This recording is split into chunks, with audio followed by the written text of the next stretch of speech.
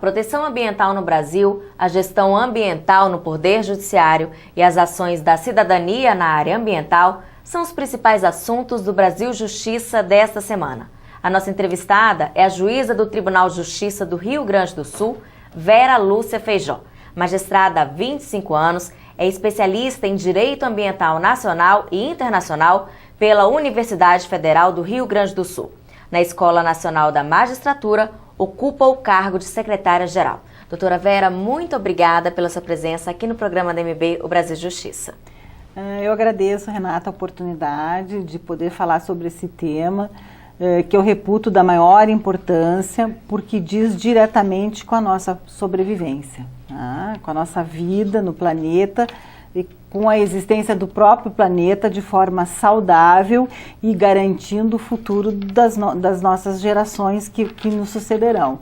Então, realmente é um tema de grande importância e eu agradeço a oportunidade de poder discorrer sobre ele aqui neste programa. Doutora Vera, quais razões têm levado o tema meio ambiente a ocupar grandes espaços nos meios de comunicação? No atual momento da nossa vida, os eventos têm se mostrado de grande gravidade, né? De dimensões que até então não vinham acontecendo. Isso demonstra que talvez nós tenhamos trilhado caminhos tortuosos e precisemos corrigir os nossos rumos.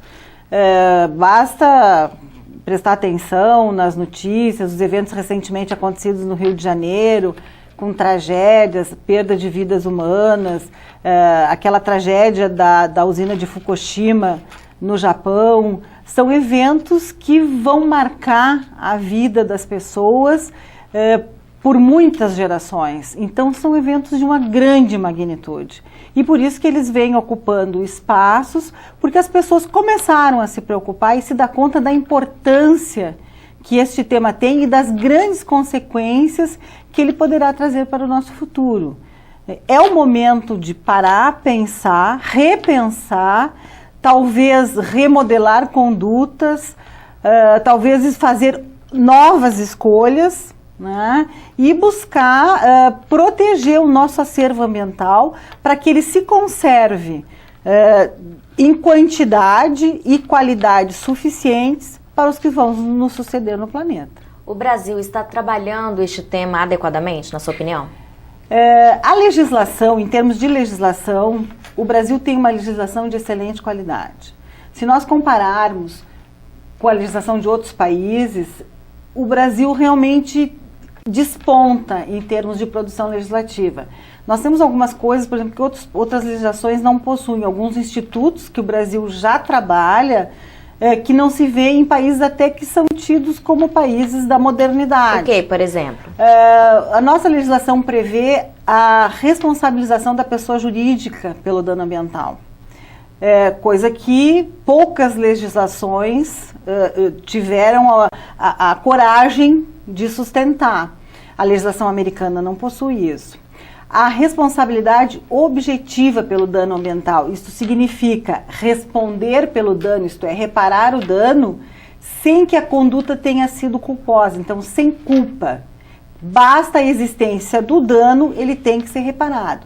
Qual é a importância disso na prática? A importância disso na prática é que se preserva o meio ambiente, isto é, ao dano, não importa se a conduta foi culposa ou não, aquele que o provocou vai ter de reparar.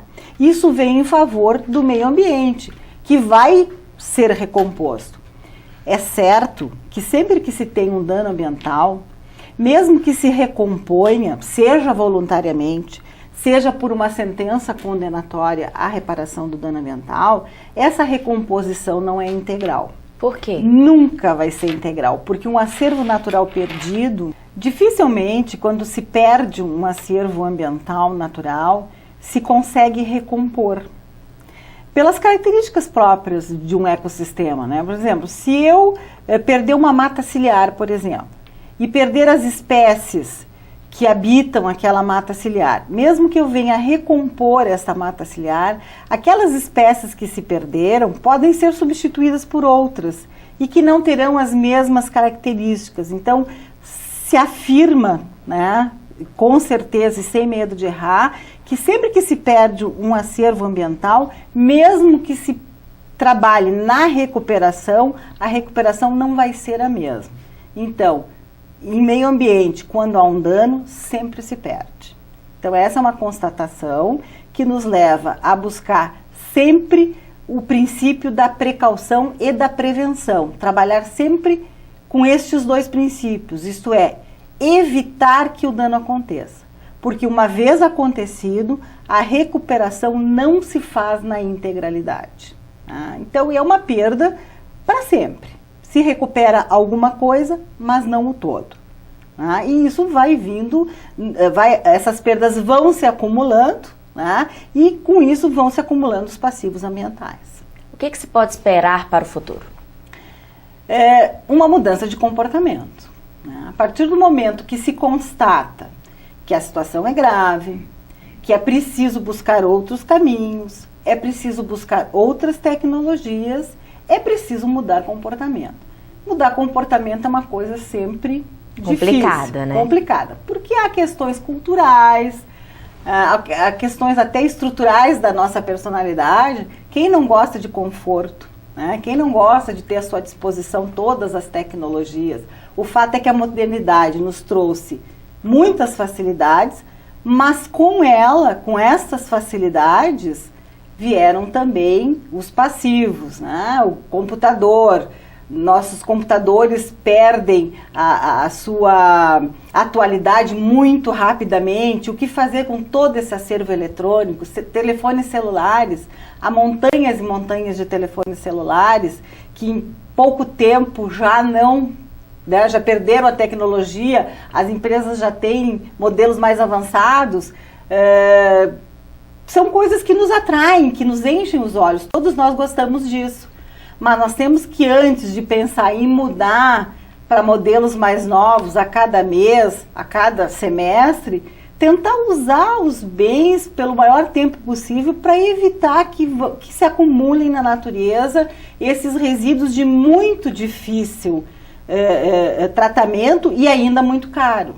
Uhum. Claro que a ciência vem trabalhando e já está encontrando soluções para algumas coisas que até algum tempo atrás não se sabia como lidar. Vamos avançar tecnologicamente para corrigir para poder tratar resíduos, vamos, tá? Mas isso ainda está sendo de forma mais lenta do que a degradação que se opera. E nesse descompasso, nós vamos acumulando passivos ambientais. Muito obrigada.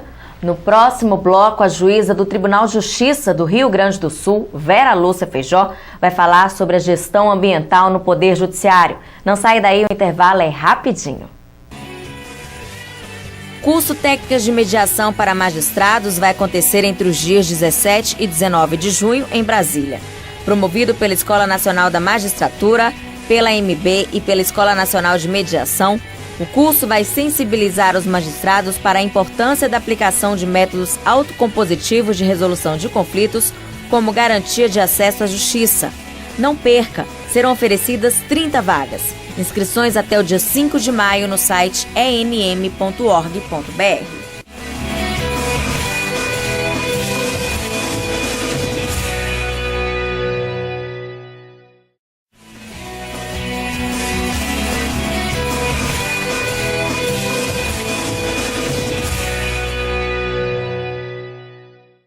Estamos de volta com o Brasil Justiça. No primeiro bloco, a juíza do Tribunal de Justiça do Rio Grande do Sul, Vera Lúcia Feijó, falou sobre a proteção ambiental no Brasil. Agora vamos abordar a gestão ambiental no Poder Judiciário. Doutora Vera, explica pra gente como é que funciona a gestão ambiental no Poder Judiciário. Bem, o Poder Judiciário, como as pessoas sabem, é aquele poder de Estado que é responsável pela aplicação das leis. Bom, se ele é responsável por chamar os outros a cumprir a legislação, ele tem que ser o primeiro a fazer o que a gente diz fazer a lição de casa. Tá? Então, a gestão interna do Poder Judiciário vem se instalando, ela tem sido provocada por algumas instituições. O Conselho Nacional de Justiça, por exemplo, impôs como uma das metas a ser atingida pelos tribunais a gestão interna do Poder Judiciário. Isto porque o volume, né, de pessoas que trabalham, seja diretamente, seja indiretamente com o Poder Judiciário, é muito grande. Nós produzimos, dentro do Poder Judiciário, muitos resíduos. É verdade que estamos buscando caminhos para diminuir essa geração de resíduos. Por exemplo, a partir do momento que nós tivermos o processo integralmente eletrônico em todas as comarcas, nós vamos ter um significativo ganho a partir do momento que nós imprimirmos muito menos papéis, né, documentos, e passarmos a trabalhar eletronicamente. Por outro lado, nós teremos mais resíduos eletrônicos. Então, sempre há um ganho, por outro lado, nós temos que administrar uma certa perda. Essa é uma questão, às vezes, é uma equação difícil de se manter equilibrada. Da escolha que se faz por determinada tecnologia, que ela não venha resultar numa perda maior do que um ganho. Enfim, o que se vê é que as pessoas, as administrações estão imbuídas em buscar soluções. E o Poder Judiciário está realmente trabalhando, é uma das metas a ser atingida, a gestão interna do Poder Judiciário.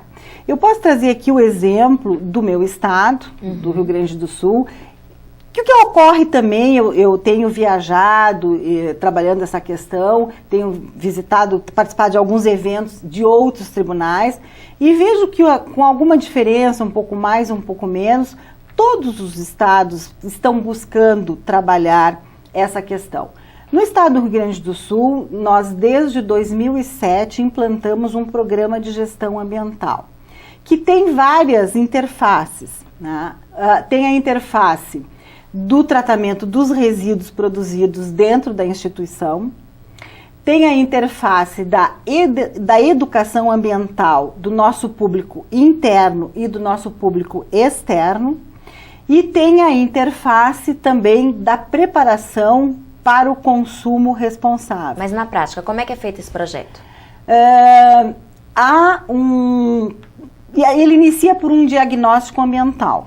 Tá? Então, é importante que a instituição avalie qual é a sua conduta ambiental, quais os resíduos e quais os impactos que ela produz, e busque um caminho de minimização. O melhor seria de neutralização, mas quando não se puder neutralizar integralmente os impactos, ao menos minimizá-los, né? E isso se faz através de várias ações.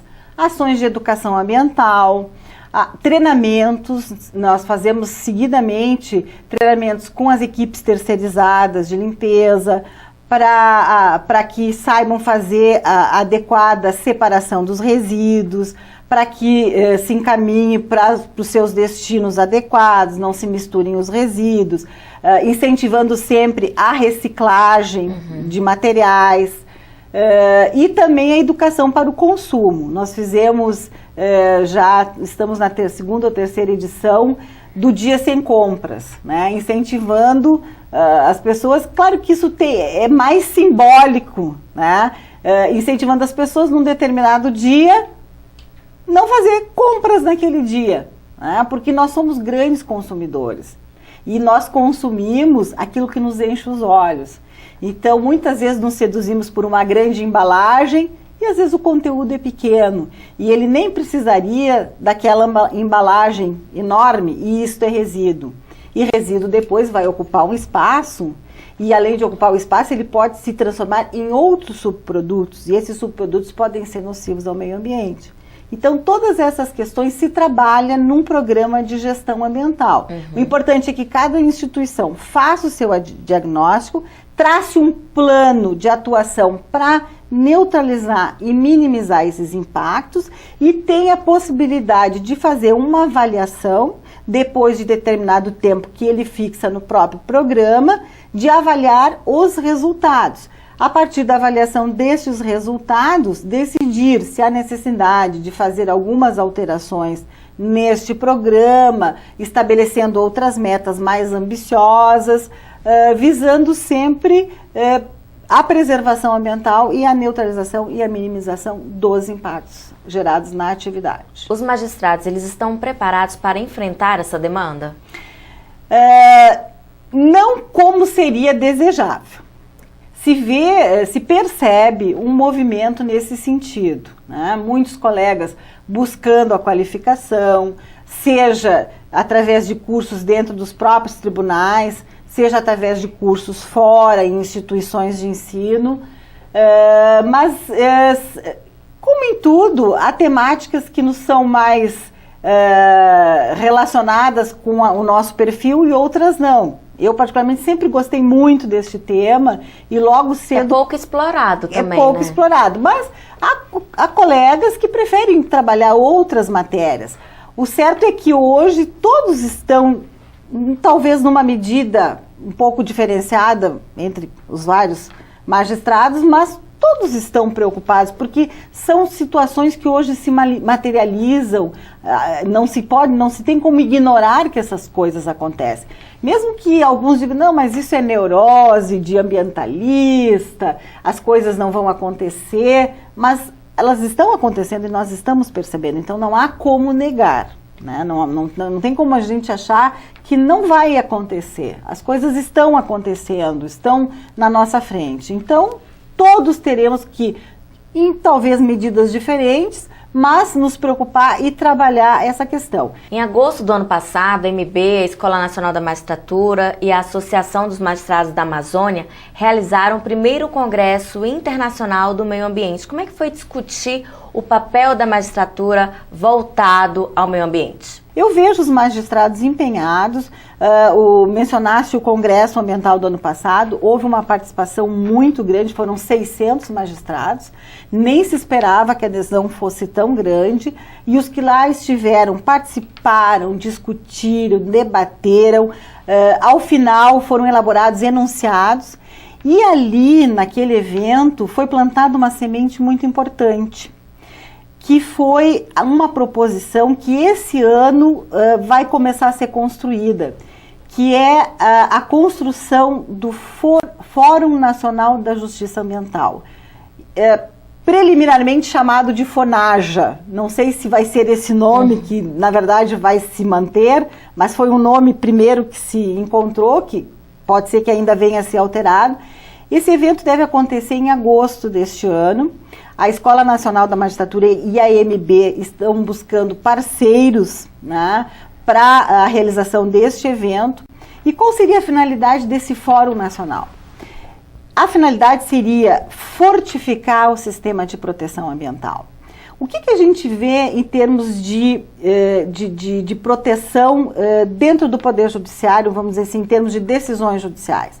Nós vemos decisões de ponta, decisões modernas, mas nós vemos às vezes uma pouca efetividade.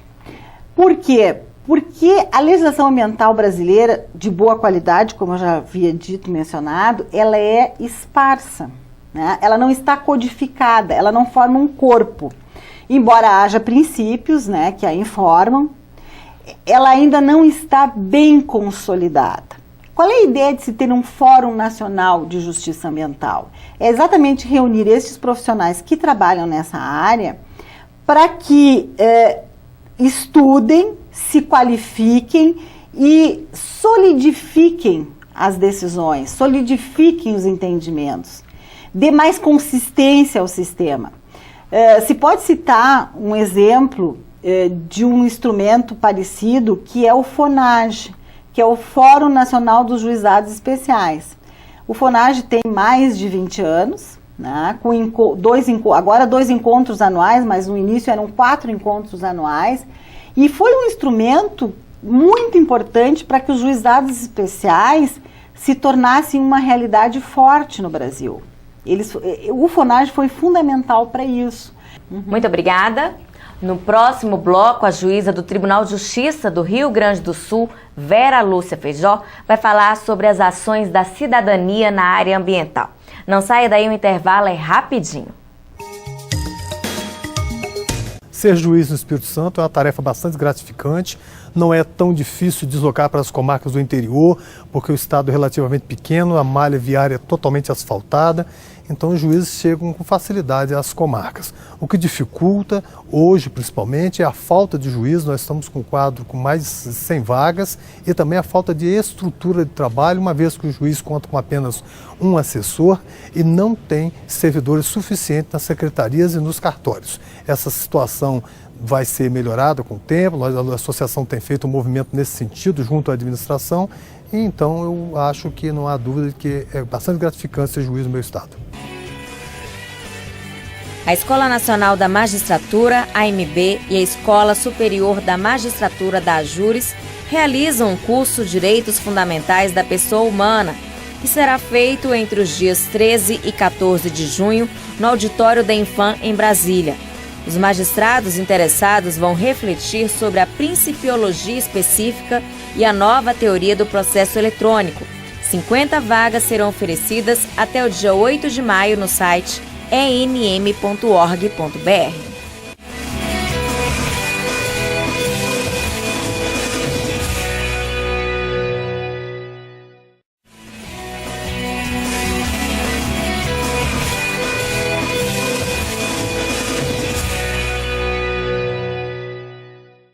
Estamos de volta com o programa da AMB, o Brasil Justiça. Nos 2 blocos anteriores, conversamos sobre a proteção ambiental no Brasil e a gestão ambiental no Poder Judiciário. Agora, a juíza do Tribunal de Justiça do Rio Grande do Sul, Vera Lúcia Feijó, que é especialista em Direito Ambiental Nacional e Internacional pela Universidade Federal do Rio Grande do Sul, vai abordar as ações da cidadania na área ambiental. Doutora Vera, como as pessoas podem contribuir para proteger o meio ambiente?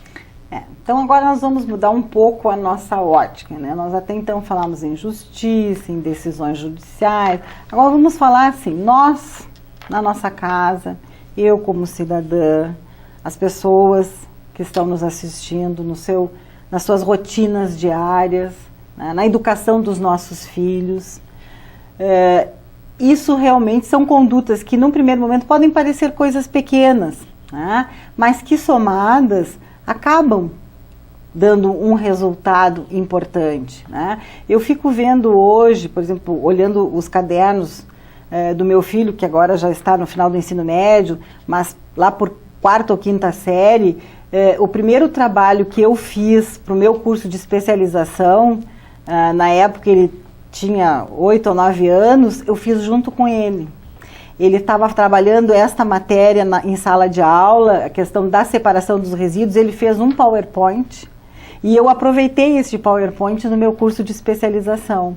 Então eu fico comparando assim, quando eu estava, né, no ensino fundamental, não se tratava dessa questão, né, não se falava nada em meio ambiente.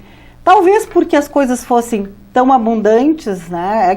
Enquanto não está faltando, a gente não se preocupa. É como dinheiro. Enquanto tem bastante dinheiro no banco, nós não estamos preocupados, nós vamos gastando. É assim, quando nós temos muitos bens ambientais, nós não estamos preocupados, nós vamos gastando. Quando começa a faltar, a gente começa a pensar, bom, como vamos resolver isso? Então hoje o que eu vejo? Eu vejo que as escolas estão trabalhando nos currículos. Então hoje os nossos jovens já estão mais conscientes, não atingimos aquele ponto ideal ainda, que alguns países mais desenvolvidos, mas que também já enfrentam problemas muito mais graves do que os nossos, tanto é que nós tivemos episódios recentes de lixo de outros países que vieram clandestinamente parar no Brasil. Por quê? Porque esses países não têm mais o que fazer com os resíduos, então vivem situações muito graves. Que nós não atingimos, mas que podemos chegar lá, e por isso que nós precisamos mudar condutas e escolher novos caminhos. Mas o que eu vejo? Eu sou uma eterna otimista. Eu acho que nós podemos conseguir ganhos desde que nos empenhemos para isso. Então, a educação dos nossos filhos, quando nós vamos fazer compras, né, escolher aqueles bens que nós estamos adquirindo, procurar adquirir bens que possam ser reutilizados e que não sejam descartados no primeiro uso, né? Procurar, e quando nós compramos um bem, verificar na sua embalagem, se podemos ter uma embalagem menor, de preferência material que possa ser reutilizado. Então o consumo de bens e serviços pode ter reflexo no meio ambiente? Com certeza ele tem reflexo no meio ambiente. Vamos ver um exemplo bem prático e simples. Se eu for ao supermercado e comprar, por exemplo, um produto, uma conserva, se ela vier numa embalagem de vidro, depois que eu consumir aquele conteúdo, esse vidro eu posso utilizar para várias outras coisas, para conservar alimentos, para congelar alimentos, né? Então, procurar quando eu for, quando se vai ao supermercado, quando se vai fazer compras, buscar aqueles bens que as embalagens depois possam nos ser úteis e que não tenham ser descartadas imediatamente. E aquelas que eventualmente tenham que ser descartadas, que elas possam ser recicladas. Isto é, o que é reciclar? É transformar em outro bem que pode ser utilizado novamente. O que nós fazemos quando nós reutilizamos? Nós diminuímos o volume de resíduos que vão parar num aterro sanitário. Porque hoje a solução que se tem para o tratamento dos resíduos são os aterros sanitários. E se sabe que essas são bombas para o futuro. As futuras gerações é que vão ter que resolver o problema dos aterros sanitários que nós estamos deixando para que elas resolvam. Então, tanto quanto mais nós pudermos reduzir o volume de descartes, tanto menor será o problema que ficará para a solução futura. A Política Nacional dos Resíduos Sólidos foi muito importante e ela trouxe alguns institutos que estão trazendo impactos bem positivos. A questão da logística reversa, isto é, o fornecedor de bens e serviços, ele tem que dar um destino adequado depois que esse bem ou esse serviço for consumido. Então, isso que antes cabia ao consumidor, que na maioria das vezes fazia o descarte inadequado, hoje cabe ao fornecedor que tem que fazer o descarte adequado. Então, isso foi um instrumento importante, né? E é uma coisa que nós sentimos no nosso dia a dia. Então, o que eu diria para as pessoas? Pensar, refletir o uso do carro, né? Hoje nós vemos famílias com 3 pessoas e 3 carros. Né? Por que nós não podemos ter um carro por família, se a família é uma família pequena?